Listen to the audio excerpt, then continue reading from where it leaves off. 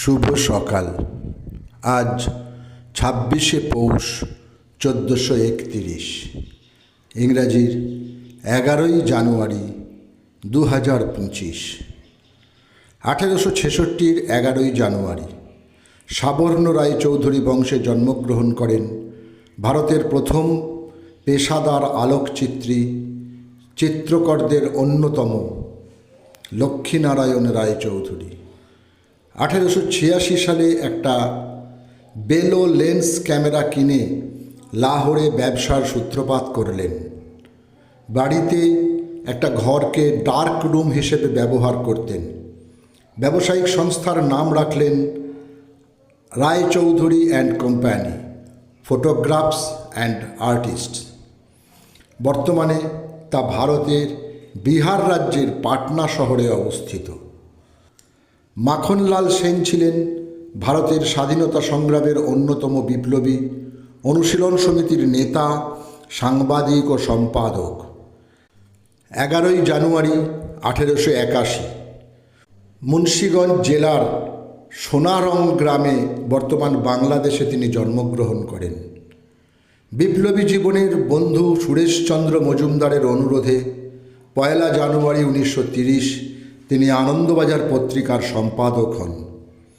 1939-এ তিনি আনন্দবাজার ছেড়ে journalist corner নামে সাংবাদিক সংঘ প্রতিষ্ঠা করেন এবং ভারত নামে একটি পত্রিকা প্রকাশ করেন। বর্তমান বাংলাদেশের আঞ্চলিক গানের কিংবদন্তি শিল্পী শেফালি ঘোষের আজ জন্মদিন। 11ই জানুয়ারি 1941 চট্টগ্রামের বোয়ালখালীতে তাঁর জন্ম হয়। সঙ্গীতের পাশাপাশি যাত্রা ও মঞ্চনাটকেও তাঁর ছিল নিয়মিত অংশগ্রহণ। 1990 স্বাধীন বাংলার বেতার কেন্দ্রের শব্দ সৈনিক পদক, 2002 বাংলা একাডেমি আজীবন সম্মাননা পদক, 2003 শিল্পকলা একাডেমি পদক এবং 2006 21শে পদক অর্জন করেন তিনি। 11ই জানুয়ারি 1942 বগুড়া জেলায় জন্মগ্রহণ করেন বাংলাদেশি সঙ্গীত শিল্পী অঞ্জুমান আরা বেগম। তিনি চলচ্চিত্র, দূরদর্শন ও মঞ্চের গানে কণ্ঠ দিয়েছেন বহুবার। হারানো দিন, তালাশ, নাচঘর, অভিশাপ, নয়নতারা, মলুয়া, আপন পর, বাঁধি থেকে বেগম, নতুন পৃথিবী ইত্যাদি চলচ্চিত্রের নেপথ্য কণ্ঠশিল্পী তিনি। সঙ্গীতে অবদানের জন্য 2003 সালে বাংলাদেশ সরকার তাঁকে 21শে পদক প্রদান করে। আজ নাটককার চন্দন সেনের জন্মদিন। সময়টা 1944। তাঁর লেখা নাটক 2 হুজুরের গপ্প, দায়বদ্ধ, জ্ঞানবৃক্ষের ফল, কর্ণাবতী, অনিকেত সন্ধ্যা, দিলদার, জাহানারা, দামিনী হে, বঙ্গরঙ্গ মঞ্চে অভিনয় হয়েছে বহু রজনী। প্রায় 5 দশকের বেশি সময় ধরে তিনি নাট্যচর্চায় সম্পৃক্ত হয়েছেন। 1965 ইন্দো-পাক যুদ্ধের নায়ক ছিলেন লাল বাহাদুর শাস্ত্রী। তাঁর বিখ্যাত স্লোগান জয় জওয়ান জয় কিষাণ এই যুদ্ধের সময় খুবই জনপ্রিয় ছিল।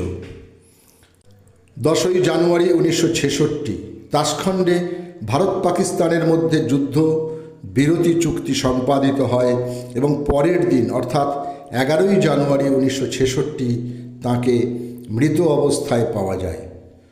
শাস্ত্রীজির মৃত্যুর কারণ ভারত সরকার হৃদরোগে আক্রান্ত বলে প্রচার করলেও তাঁর পরিবার তা মেনে নেননি। নিউজিল্যান্ডের পর্বতারোহী অভিযাত্রী ও জনহিতৈষী ছিলেন এডমন্ড পার্সিভাল হিলারি। 29শে মে 1953 তিনি ও শেরপা তেনজিং নোরগে প্রথম পর্বতারোহী হিসেবে মাউন্ট এভারেস্টের চূড়ায় পৌঁছান। আজ হিলারির মৃত্যুদিন। সময়টা 2008। সকলকেই আমার আনত প্রণাম।